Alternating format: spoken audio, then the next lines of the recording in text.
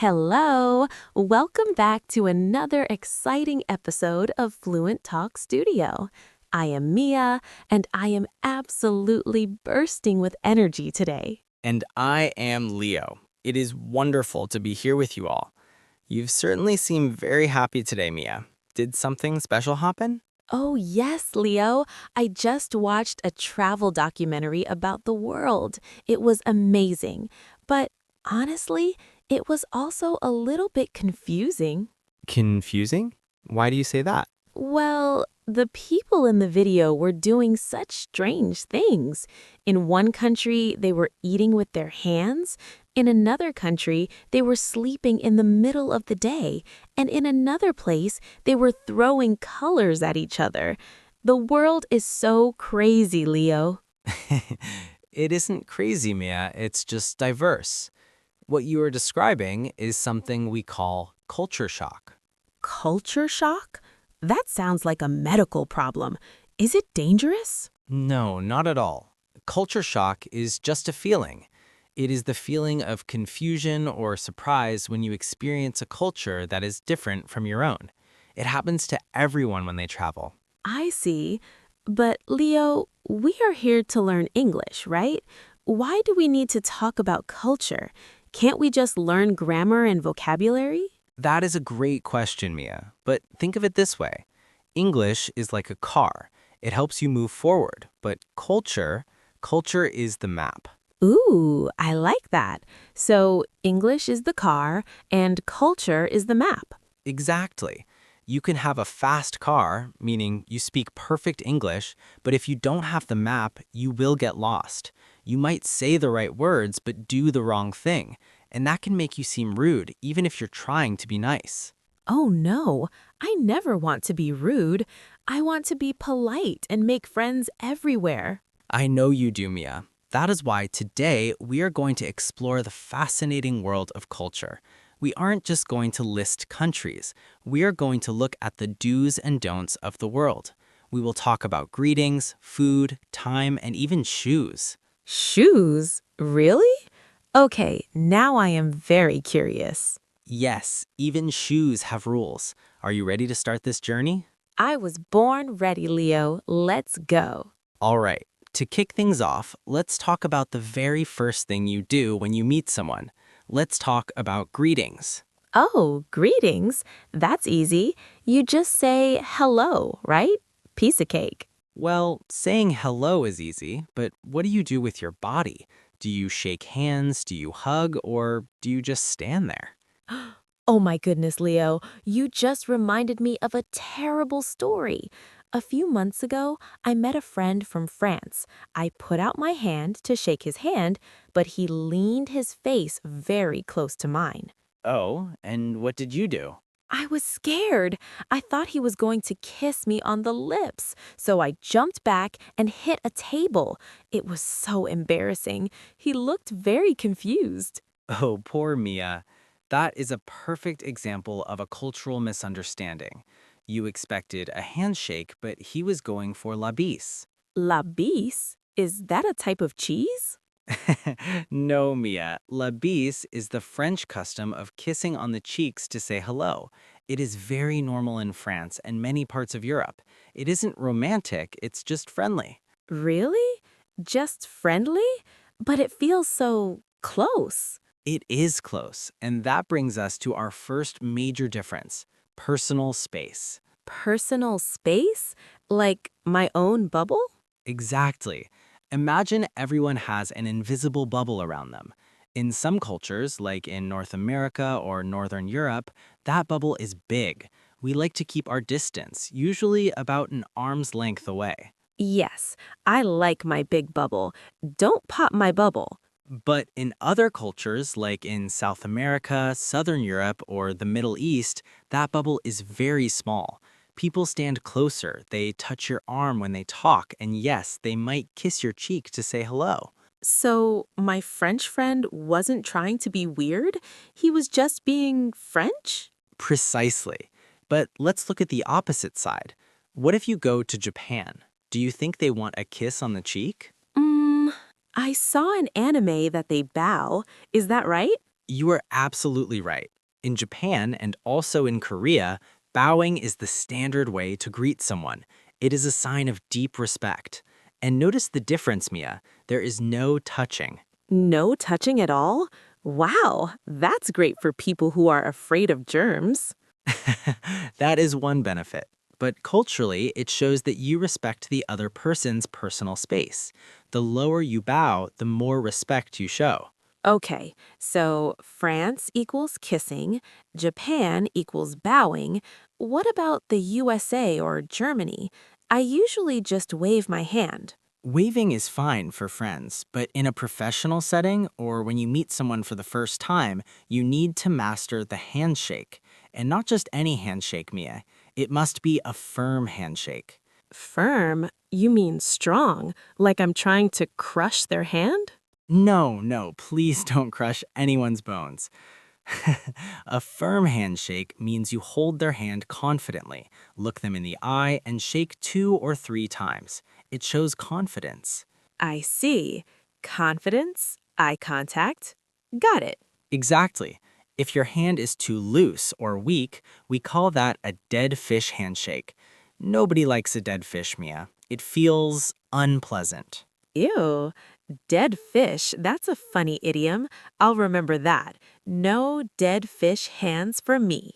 Good. So now that we've greeted each other properly, let's talk about how we actually speak. Speaking is easy. I just say what I think. Honesty is the best policy, right? Well, yes and no. In some cultures, like in the US, Germany, or the Netherlands, people are very direct. They value honesty above everything else. They get straight to the point. I like that. It saves time. Mia, your hair looks messy. Okay, thank you. I will fix it. Exactly. But in many other cultures, like in the UK, Japan, or many Southeast Asian countries, being too direct is considered rude. They use an indirect communication style. Indirect? You mean they lie? No, they don't lie, they just speak carefully to protect the other person's feelings. We call this saving face. They don't want to embarrass you. Oh, I think I experienced this. Last year, I cooked dinner for my British friend. I made my special spicy soup. I asked him, "Do you like it?" And he said, "It's very interesting." Ah, the classic British code. Mia, when a British person says something is very interesting, it usually means they hate it. What? No way. I thought he was fascinated by my soup. I'm afraid not. He was just being polite. He didn't want to hurt your feelings. In English, we have an idiom for this, to beat around the bush. To beat around the bush, like hitting a tree? It means you talk around the subject instead of saying it directly. So instead of saying this soup is terrible, he says it's interesting. He's beating around the bush. Wow, I need to be careful. I prefer people who don't beat around the bush. Just tell me the truth. And that's your personal style, Mia. But when you travel, you have to learn to read between the lines. You have to understand what people are not saying. Reading between the lines, that sounds difficult. But you know what isn't difficult? Eating. Talking about soup made me hungry. I thought you might say that. Food is a huge part of culture, but Mia, be careful. The dinner table is a place where many tourists make big mistakes. Mistakes? How can you make a mistake eating? You just put food in your mouth and chew. If it only were that simple. Let's go back to Japan for a moment. Imagine you are eating a delicious bowl of ramen noodles. How should you eat it? Quietly, of course. My mom always told me, "Mia, chew with your mouth closed. Don't make noise." In the West, that's good advice. Making noise is considered bad table manners. But in Japan, if you eat noodles quietly, the chef might be sad. Sad? Why? Because in Japan, you are supposed to slurp your noodles. Slurp? Really? That loud noise? Yes, slurping does 2 things. First, it cools down the hot noodles. Second, it tells the chef, this is delicious. I am enjoying this so much. It is actually a compliment. That is wild. So if I slurp in New York, people look at me like I'm crazy. But if I slurp in Tokyo, I am polite. Precisely. Context is everything. Okay, so eating is tricky, but paying the bill is easy, right? You just pay. Paying is the most confusing part. Let's talk about tipping. Oh, I hate math. Every time I go to a restaurant in the US, I have to calculate 15% or 20%. It gives me a headache. I know. In the United States, tipping is mandatory. It isn't a law, but it is a strong social rule because waiters have low salaries. If you don't leave a tip, you are being very rude. I learned that the hard way. Once I forgot to tip, and the waiter looked at me like I was a criminal. But here's the twist. If you go to Japan or South Korea and you leave money on the table for the waiter, they might run after you to give it back. They give it back? They don't want free money? No, in those cultures, good service is expected. It is their job to be excellent. Giving them extra money can be seen as pity or even insulting. Insulting? Wow. So in one country, giving money is polite, in another, it's rude. My head is spinning, Leo. Don't worry, Mia. There is a simple solution. When you go out with friends, you can just go Dutch. Go Dutch? Does that mean we fly to the Netherlands? No. To go Dutch is an idiom. It means everyone pays for their own meal. You split the bill evenly. It's a very safe way to handle money in many Western countries. Go Dutch. I like that. It's fair. No math, no insults, just paying for my own soup. You know, Leo, paying for my own soup is great, but that reminds me of another problem I have with my friends. Oh, what kind of problem? Well, I have this friend from Brazil. He's super nice, but he's always late. Last week, we agreed to meet for dinner at 7 p.m. I was there at 6:59, waiting and waiting. He showed up at 8 p.m. 8 p.m. That is quite a delay. Was he apologetic? He smiled and said, "Mia, relax. Why are you so stressed?" Stressed? I was hungry. This is a classic example of how different cultures perceive time. You see, Mia, the world is divided into two groups when it comes to time. Really? What are the groups? Late people and normal people? Not exactly. We call them strict time cultures and flexible time cultures. Strict and flexible. Okay, tell me more. In countries like Germany, Switzerland, Japan, or the USA, time is seen as money. It is linear. If you say 7 p.m., you mean 7 p.m. on the dot. Yes, on the dot. Being late is disrespectful. It means you don't value my time. Correct. In fact, in Germany, if you are on time, you are already late. You should be 5 minutes early. But in flexible time cultures, like in Brazil, Spain, Italy, or many Latin American countries, time is, well, fluid. Fluid? Like water? Exactly. For them, relationships and the feeling of the moment are more important than the clock. If they meet a friend on the way to dinner, they will stop and talk. They won't rush just because of a schedule. They have more of a laid-back attitude. Laid back. That sounds nice for a vacation, but it is frustrating for dinner. It can be, but try to see it from their perspective. To them, rushing all the time causes unnecessary stress. They believe life is meant to be enjoyed, not measured by minutes. I guess that makes sense. So my friend wasn't trying to be rude. No, he was just operating on Brazil time. By the way, there's a fun expression in English for arriving late to a party intentionally. We call it being fashionably late. Fashionably late. Like, I'm late because I'm too cool? Sort of. If a party starts at 8 p.m. and you arrive at 8 p.m., you might be the only person there. It's awkward. So you arrive at 8:30 or 9 p.m. to make a grand entrance. That's being fashionably late. Oh, I like that. Next time I will tell my friend I wasn't waiting for him, I was just preparing to be fashionably late. That's the spirit. Adapt and survive. Now, speaking of arriving at places, let's imagine you finally arrive at your friend's house for that dinner. You walk up to the door, you knock, they open it. What's the first thing you do? I say hello, give them a hug or a bow, and walk in. Stop right there. You forgot something very important. Look down at your feet. My feet? I'm wearing my favorite sneakers. They're super cute. They are cute, but in many parts of the world, if you walk into a house wearing those shoes, the grandmother of the house might faint. Faint? Why? Because of the dirt. In almost all of Asia, Japan, Korea, Thailand, Vietnam, and also in parts of Eastern Europe and Canada, it's a strict rule. Shoes off out the door. Oh, I know this one. My Asian friends always have a pile of shoes outside their door. I actually love it. It keeps the floor so clean. Yes, in many of these cultures, people sit on the floor, eat on the floor, or even sleep on the floor, so the floor must be as clean as a table.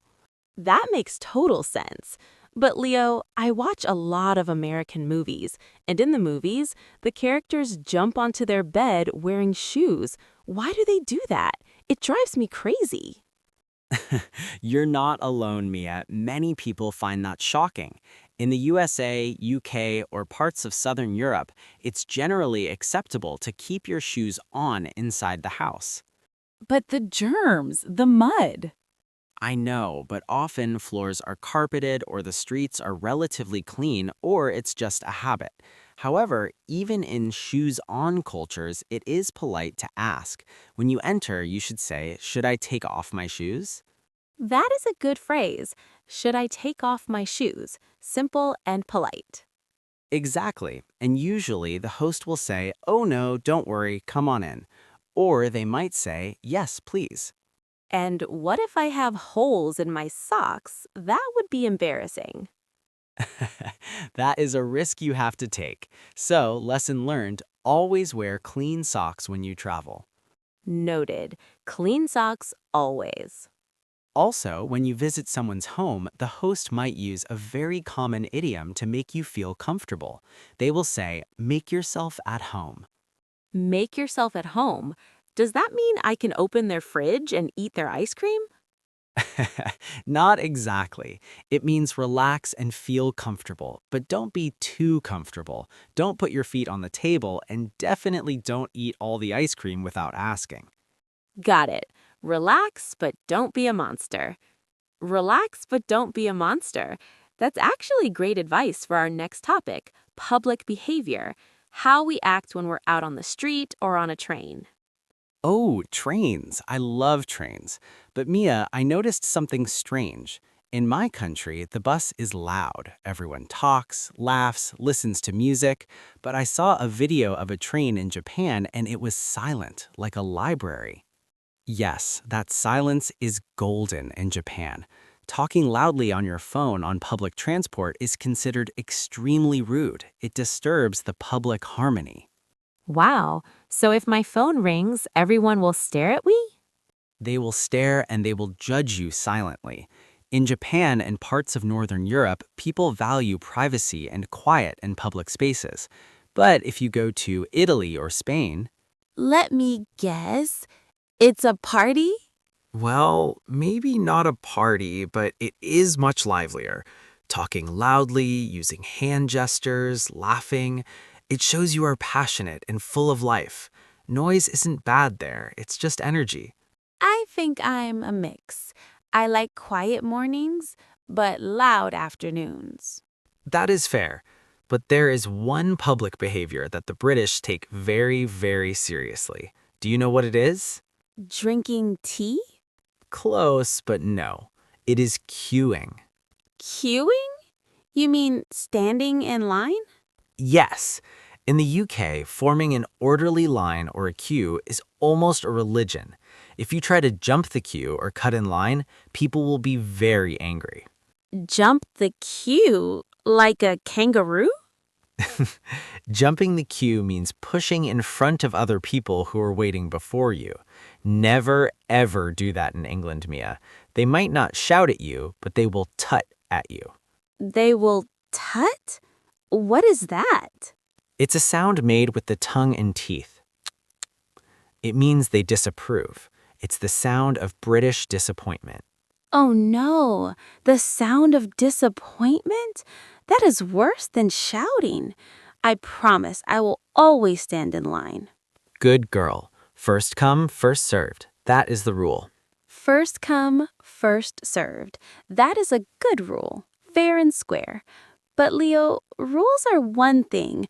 What about magic or bad luck? Ah, you mean superstitions and taboos, the things you should never do because they bring bad luck. This is where culture gets really fascinating. Yes, like, did you know that in my hotel in New York last year, there was no 13th floor? It went from 12 straight to 14. I was so confused. Did they forget how to count? They didn't forget. In Western culture, the number 13 is considered very unlucky. Friday the 13th is a scary day in movies, right? So many buildings simply skip the 13th floor to make guests feel safer. That is funny because where I come from, 13 is just a number. But don't ever give me 4 apples. Ah, yes, the number 4. This is a huge taboo in East Asia, China, Japan, Korea, Vietnam. Why is that, Mia? Because the word for 4 sounds exactly like the word for death. It's super spooky, so we avoid it. Some buildings there don't have a 4th floor. See? Same fear, different number. It shows that we are all scared of something, just in different ways. Exactly. And what about colors? I heard that you should never write someone's name in red ink in Korea. Is that true? It is true. In the past, red ink was used to write the names of deceased people on family registers, so writing a living person's name in red feels like you are wishing them bad luck, or worse. Yikes. I'll stick to blue or black pens, thank you very much. Good idea. And here's one for you. In Russia, never give someone an even number of flowers, like 2, 4, or 6 roses. Why? Even numbers are nice and balanced. In Russia, even numbers of flowers are only for funerals. If you want to be romantic or friendly, you must give an odd number, like 1, 3, or 5. Wow. Imagine trying to be romantic, giving a girl 12 beautiful roses, and she screams. Exactly. That would be a romantic disaster. It's a perfect example of why cultural knowledge is so important. Ah, Leo, my brain is full. We talked about kissing and bowing, slurping noodles, tipping waiters, being late, taking off shoes, standing in line, and now scary numbers.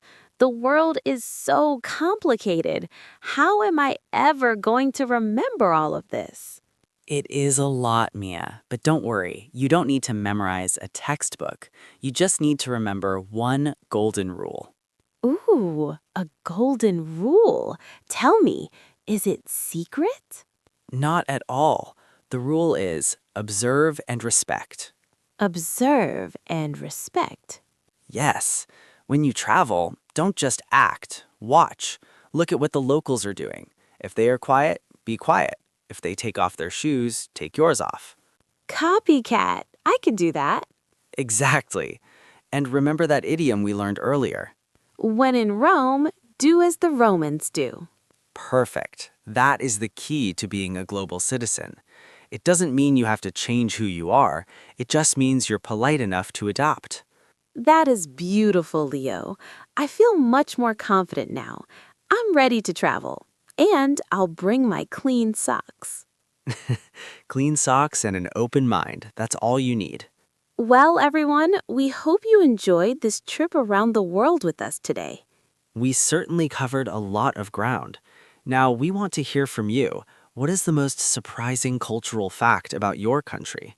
Yes. Do you slurp your soup? Do you hate the number 4? Or do you have a secret rule we didn't talk about? Please tell us in the comments. We love reading your stories. And if you found this episode helpful, please give us a like and subscribe to Fluent Talk Studio. It really helps us create more lessons for you. And share this video with a friend who loves to travel. Maybe save them from a dead fish handshake. Good advice. Thank you for listening, everyone. Keep practicing your English and keep exploring the world. See you next time. Bye-bye. Goodbye. Take care.